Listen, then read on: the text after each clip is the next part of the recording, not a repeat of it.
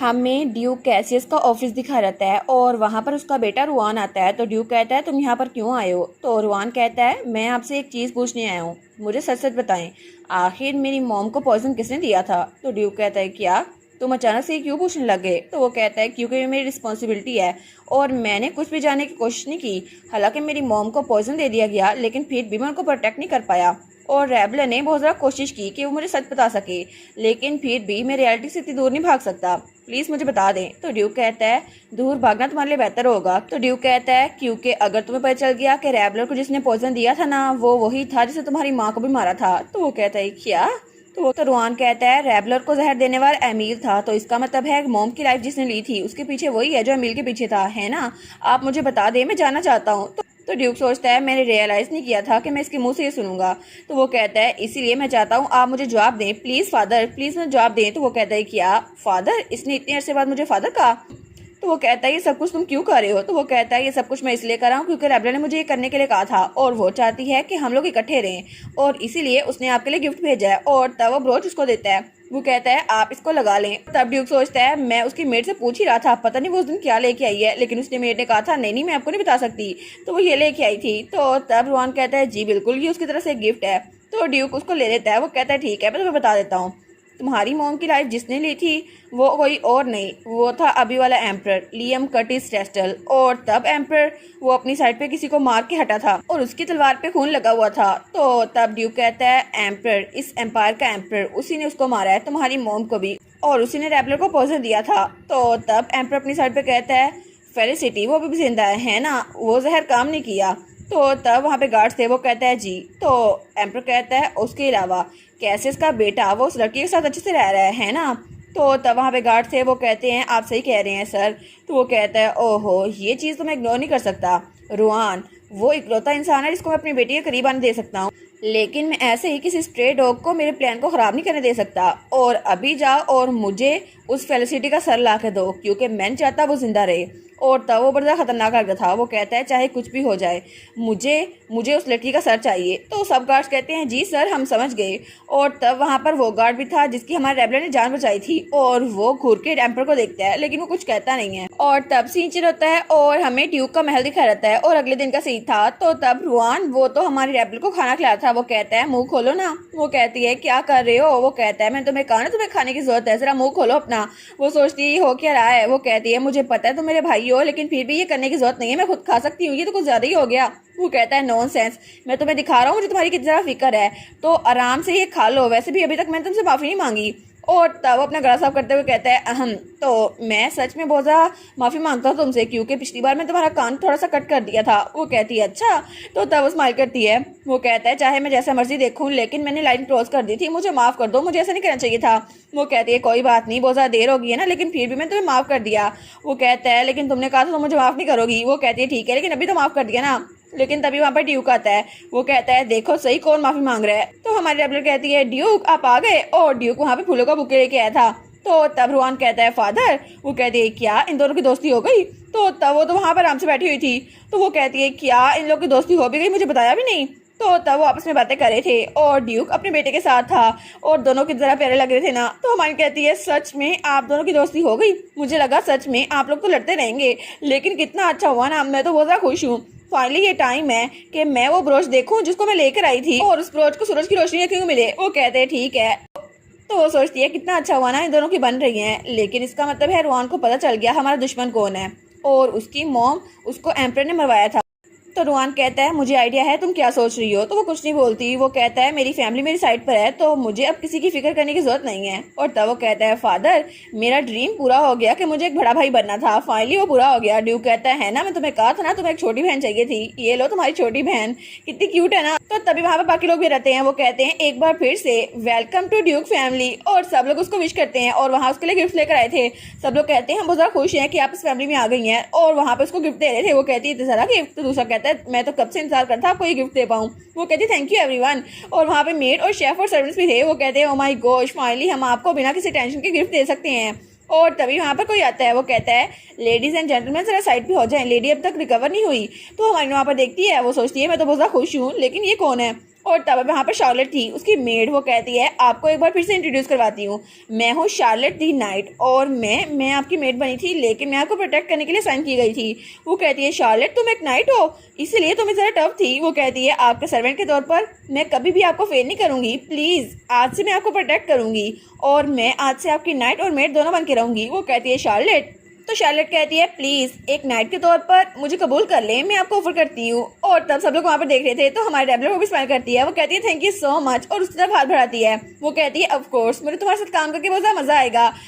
और वो सोचती है दिन किस तरह अच्छे गुजरे हैं ना, किस तरह वंडरफुल दिन है। और उसी दिन हवा कुछ ऐसी चली थी कि पूरा माहौल अच्छा हो गया था। और तब वहाँ पे पुराने सर्वेंट्स निकाले जा रहे थे और नए सर्वेंट्स आ रहे थे और वो चेहरे उसने कभी नहीं देखे थे। और इस तरह पिछले 3 दिनों से वो न्यू स्टाफ से मिल जा रही थी और सब लोग बहुत अच्छे थे।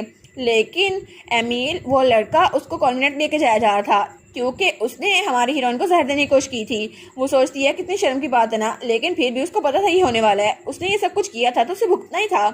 और तब हमें रात का सीन दिखाता है और एक जगह तो रोहान वहाँ पर आता है। वो कहता है मैंने कभी सोचा नहीं था कि इस सब के पीछे आप होंगे। और वहाँ पर उसका अंकल था मार्कोस पेब्लो, तो तब वो तो छुपा हुआ बैठा था।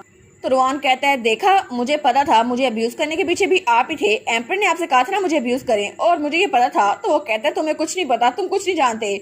लेकिन तब ड्यूक उसके सामने आकर कहता है तुम्हारी हिम्मत कैसे हुई, ना सिर्फ तुमने मेरे बेटे को टॉर्मेंट किया बल्कि तुमने मेरी बेटी को जहर देने की भी कोशिश की उस एमील के जरिए, और तुम अब ये बातें कर रहे हो, तुम्हारी हिम्मत कैसे हुई। और तब वो चिल्ला कहता है इसको यहाँ से दूर ले जाओ। तो वो कहता है प्लीज मुझे माफ कर दें प्लीज। लेकिन थोड़े दिनों बाद वो उसको एम्पर ने वहाँ पर जेल में मरवा दिया था। और तब कुछ दिनों बाद हमारी हीरोइन ने रपेल फ्लावर का राज भी ड्यूक के सामने खोल दिया था। तो ड्यूक कहता है सच में ये फ्लावर पॉइजन को डिटेक्ट कर सकता है और उसको रिपेल कर सकता है, और ऐसा नहीं है कि मुझे पर्पल फ्लावर्स पसंद हैं। तो वो कहती है हाँ लेकिन मैं आपको पहले बता नहीं सकी। तो ड्यूक कहता है अगर ये इतनी ज्यादा यूजफुल थे तो तुमने पहले क्यों नहीं इस्तेमाल किए।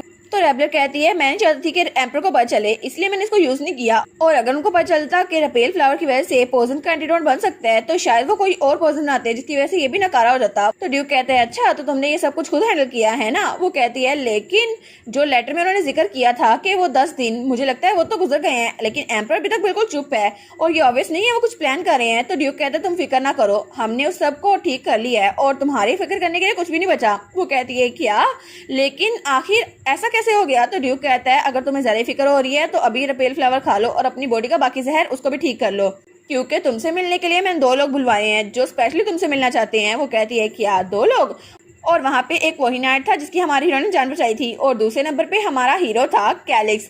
और तभी वहाँ पे उसको बुलाता है। वो कहता है ओए मर्सनरी बात सुनो, तुम्हारे लिए एक लेटर आया है। और वहाँ पे वो लड़का भागता हुआ आता है। वो कहता है ये लेटर स्पेशली तुम्हारे लिए आया है, और वहाँ पे ड्यूक की फैमिली का नाम लिखा था। और तब कैलिक्स अपने आर्मर में बहुत ज़्यादा शानदार लग रहा था। वो कहता है फाइनली वो लेटर आ गया जिसका मुझे इंतजार था। और तब हमें अगले दिन का सीन दिखा रहता है जब हमारे रैबर के आगे कोई था। तो वो कहती है जो इंसान मुझसे मिलने आने वाला था वो आप थे सर ईडन। और तब ईडन वहाँ पे स्माइल कर रहा था, लेकिन उसको तो काफी पट्टियां बंधी हुई थी। वो कहता है काफी दिनों बाद मिली लेडी रैबलर। तो वो कहती है क्या आखिर तुम इतनी चोटें कैसी आ गई, तुम ठीक तो हो ना। वो कहता है जी मैं इस हालत में हूँ लेकिन फिर भी मैं ठीक हूँ। वो कहती है आखिर हुआ क्या था। तो वो कहता है वेल जब मैं जेल में कैद था ना तो ड्यूक मेरे पास आए थे, और दूसरे लफ्ज में कहूँ तो मैंने एम्पर के भेजे हुए सारे एलिट असैसिनेशन को मार दिया था और इसलिए मेरी ये हालत हो गई। लेकिन मैंने ड्यूक को ये सब कुछ बता दिया। और तब ड्यूक ने मुझसे पूछा तुम क्या स्कीम कर रहे हो, लेकिन मैंने उनसे कहा मैं सच में ये चाहता हूँ कि मैं किसी फुलिश ऑर्डर को फॉलो ना करूँ, और मैं चाहता हूँ कि मैं अपने नाइट के तौर पर ऑर्डर को कायम रखूँ। लेडी रैबलर ने एक बार मुझे दूसरी लाइफ दी थी और मैं नहीं चाहता कि वो लाइफ जाया हो जाए। तो ड्यूक कहता है तुम मेरी बेटी को जानते हो। वो कहता है जी एक बार उन्होंने मेरी हेल्प की थी, लेकिन इसी वजह से मैं चाहता हूँ कि मैं उनके डेथ को रिपे कर दूं। तो हवान कहती है अच्छा तो इसका मतलब है एम्पर ने मुझे मारने के लिए असैसिनेशन भेजे थे और तुमने उन सबको मार दिया। तो रैबलर कहती है फिर भी तुम्हें इतना खतरनाक काम करने की जरूरत नहीं थी ना। वो कहता है वेल ये सब कुछ तो हो ही जाता है ना। तो वो कहती है फिर भी हर बार जब मैं आपसे मिलती हूँ आप डेंजर में क्यों होते हैं, अगली बार ऐसा ना कीजिएगा। वो कहता है ठीक है आप फिक्र ना करें क्योंकि अगली बार ऐसा कुछ नहीं होने वाला, मैं खुश हूँ कि आप यहाँ पर खुश हैं। तो एडन कहता है मैंने तो रूमर सुनी थी ये जगह बिल्कुल भी अच्छी नहीं है, लेकिन ऐसा लगता है रूमर्स हमेशा सच नहीं होती, आप तो इस जगह में बहुत ज़्यादा खुश हैं और मैं खुश हूँ कि आपको एक वंडरफुल फैमिली मिल गई। तो रैबलर वो भी स्माइल करती है। वो कहती है हाँ बिल्कुल मेरी किस्मत बहुत ज़्यादा अच्छी है क्योंकि मुझे ऐसे लोग मिले, और मुझे लगता है ऐसा दिन जरूर आएगा जब तुम्हारे चेहरे पे भी स्माइल होगी। और तब उसकी तरफ हाथ बढ़ाती कहती है हमारी फैमिली में वेलकम लॉर्ड ईडन। और आपको आपको भी खुश होने का पूरा हक है। तो तब वो भी स्माइल करता है, वो कहता है थैंक यू सो मच आपके वेलकम के लिए रैबलर, और मैं आपका नाइट बनकर हमेशा आपके साथ रहूंगा। और उसके बाद हमें रात का सीन दिखा रहता है। तो तब हमारी कहती है लेटली तो मुझे अनफेमिलियर फेस देखने को मिल रहे हैं, लेकिन किसी का फेमिलियर फेस देखकर बहुत अच्छा आया, कितना मजा आता है ना। लेकिन बाय द वे आखिर वो आखिरी इंसान कौन है जिससे फादर मुझे मिलवाना चाहते हैं। तो तब वो रुआन कमरे में बैठी हुई थी और दोनों चादर ली हुई थी। तो वो कहता है आधी रात को तुम मुझसे ये पूछने के लिए आई हो, आखिर तुम सुबह का इंतजार क्यों नहीं कर सकती, जाओ ना मुझे सोने दो। वो कहती है ठीक है मैं चल जाती हूँ, लेकिन मुझे बताओ सही, तुम्हें पता है फादर किसको मुझसे मिलवाना चाहते हैं। तो रोहन कहता है कोई ऐसा होगा ना जिसको तुम बहुत पहले से जानती हो और मे भी तुम उसके साथ बहुत ज्यादा क्लोज हो। तो वो कहती है कोई ऐसा, और उसके दिमाग में कैलिक्स की याद आती है। वो सोचती है अगर ऐसा है तो फिर तो बहुत ज्यादा अच्छा होगा ना, लेकिन वो इंसान वो तो वार पे गया है और मुझे नहीं लगता वो ऐसी पोजीशन पे है कि अपनी जगह को छोड़ के आ सकता है। तो तब रोहन कहता है अच्छा, तो मुझे लगता है जो वार पे गया है ये वो तुम्हारा वही दोस्त तो नहीं है जो अपनी हैप्पीनेस की तलाश में कहीं निकला था। वो कहती तुम्हें कैसे पता। तो वो कहता है तुम्हारा दोस्त तुम्हारे लिए बहुत ज्यादा इंपॉर्टेंट है ना, तुम उसकी बहुत ज्यादा कदर करती हो। वो कहती है क्या तुम क्या बात कर रहे हो। वो कहता है तुम्हारे रिएक्शन को देख के लगता है वो एक लड़का है ना। वो कहती है हाँ, लेकिन तुम्हें किसने बताया। वो कहता है तुम पहले बात कर तो रही थी ना, लेकिन अच्छा है हर किसी की लाइफ में ऐसा कोई ना कोई होता है कि जब आप मुश्किल में हो तो कोई आपके पास आता है और तब आपको वो कभी नहीं भूलता। और वो प्रिंस को याद करा था। वो कहती है ब्रदर, और वो सोचती है मेरी वजह से ब्रदर प्रिंस को लेटर लिख पा रहे और शायद इसी वजह से वो प्रिंस से दूर हो रहे हैं। हालांकि उनको बहुत ज्यादा पसंद करते हैं, लेकिन एम्पर की वजह से वो प्रिंस से दूर हो रहे हैं। तो तब वो कहता है एनीवेज ये वर्स्ट केस सिनेरियो था, लेकिन फादर एक्चुअली बैटलफील्ड में बहुत अच्छे से काम करते हैं, तो फिक्र करना बंद करो, बैटलफील्ड भी ज्यादा स्केरी नहीं होती और वो वापस आ गए थे ना, तो तुम्हारा दोस्त भी वापस आ जाएगा। तो रेबलर कहती है अच्छा अगर ऐसा है तो आपको भी प्रिंस को लेटर लिखनी चाहिए जैसे आप नॉर्मल अंदाज में लिखते थे। वो कहता है क्या, आखिर तुम क्या कह रही हो। वो कहती है आपको लगता है मैंने नोटिस नहीं किया होगा, आपने कैंप फायर के करीब बहुत सारे लेटर फेंके हुए हैं, आप उनको लेटर नहीं लिख रहे। तो वो कहते हैं अच्छा, लेकिन वो प्रिंस की तरफ से लेटर नहीं था, मैं तो वैसे कोई चीज जला रहा था। वो कहती है आप किसको बेवकूफ बना रहे हैं। तो वो कहता है एम्पर ने हमारे साथ बहुत ज्यादा बुरा किया और वो सिर्फ मेरी मॉम की डेथ के साथ सेटिस्फाइड नहीं थे, उन्होंने मुझे अपने फादर से भी दूर रखा और उसकी वजह से तुम्हारे साथ इस तरह बुरा हुआ और तुम पॉइजन टेस्टर बन गई। लेकिन प्रिंसेस तो आराम से रह रही है ना और उनको कोई भी रिस्क नहीं है, और क्या मैं उनको ऐसे लेटर लिख सकता हूँ। तो रेबलर सोचती है मुझे अभी तक रियलाइज नहीं हुआ, लेकिन वो तो इस बारे में बहुत ज्यादा डीपली सोच रहे हैं। तो वो कहती है ब्रदर मैं बिल्कुल ठीक रहूंगी, हालांकि मुझे पता है ये मेरे लिए बहुत ज्यादा काफी है कि आप यहाँ पर हैं। और तब उसको गले लगाते हुए कहती है और मुझे जरा साइड पे रखे, प्रिंसेस आपकी लाइफ सेवर थी ना, तो मैं चाहती हूँ कि आप उनको लेटर लिखते रहे क्योंकि आप उनको पसंद करते हैं। और तब वो कहती है आप एक खूबसूरत सा फ्लावर बुकमार्क के तौर पे भी उनको भेज सकते हैं। तो वो भी स्माइल करता है, वो कहता है थैंक यू सो मच रेबलर, मैं बहुत ज्यादा थैंक यू, मैं ऐसा ही करूंगा। लेकिन दूसरी तरफ हमें कुछ लेटर्स दिखा रहते हैं जो कि जमीन पे पड़े हुए थे और वहां पे प्रिंस खड़ी थी। वो कहती है रेबलर वो सच में रुआन के साथ वहीं पे रह रही है ना। तो वहां पे उसकी दोस्त थी। वो कहती है जी। तो प्रिंस कहती है तो इसका मतलब है वो असल में बहन भाई बन चुके हैं है ना। और तब वो लेटर को मरोड़ती है। वो सोचती है मुझे लगा था वो इतनी ज्यादा क्लोज हो जाएगी, लेकिन ऐसा नहीं चल सकता। और तब वो बड़े गुस्से में आई हुई थी। वो कहती है मुझे लगता है मेरे पास कोई चॉइस नहीं है, मुझे खुद एक्शन लेना होगा, आखिर वो रेबलर वो मेरी जान क्यों नहीं छोड़ती। और तब सीन चल होता है और हमें एक लेटर दिखा रहता है और बैटलफील्ड का माहौल था। तो वहां पे वो लड़का कहता है आखिर तुम हो कौन, कोई इलिजिबल चाइल्ड तो नहीं हो।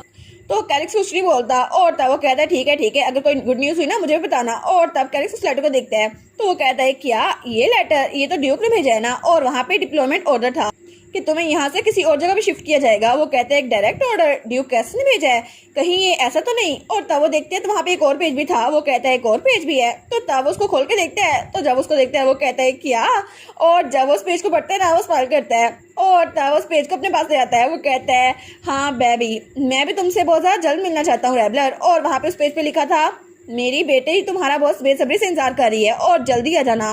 तो वो कहता है बस थोड़ी देर और रेबलर, बहुत जल्द हम लोग मिलेंगे। और तब रेबलर वो अपनी बालकनी में खड़ी थी। तो तब वो भी उसका इंतजार कर रही थी। वो सोचता है ठीक है बस कुछ वक्त और, जैसे ही मैं वहाँ पर शिफ्ट हो जाऊंगा ना मैं तुमसे मिलने आऊंगा, तुम्हारा पुराना दोस्त। और इसी के साथ ये वाला मानवा इसका सीजन 1 यहीं पर खत्म। तो आप लोग बताना आप लोग को ये पूरा मानवा कैसा लगा और इस पूरे मानवा में आपका फेवरेट कैरेक्टर कौन सा था। मेरा फेवरेट कैरेक्टर तो ईडन था, वो ही नाइट। एक बार रेबलर उसकी जान बचाई थी, लेकिन उस बेचारे ने रेबलर की कितनी बार जान बचाई थी ना, और उसकी कितनी हेल्प करा था। तो आप लोग बताइएगा आप लोग का फेवरेट कैरेक्टर कौन सा है। और मजीद न्यू मानवा देखने के लिए चैनल को सब्सक्राइब कर दें और वीडियो को लाइक कर दें। Thank you so much for watching and bye bye.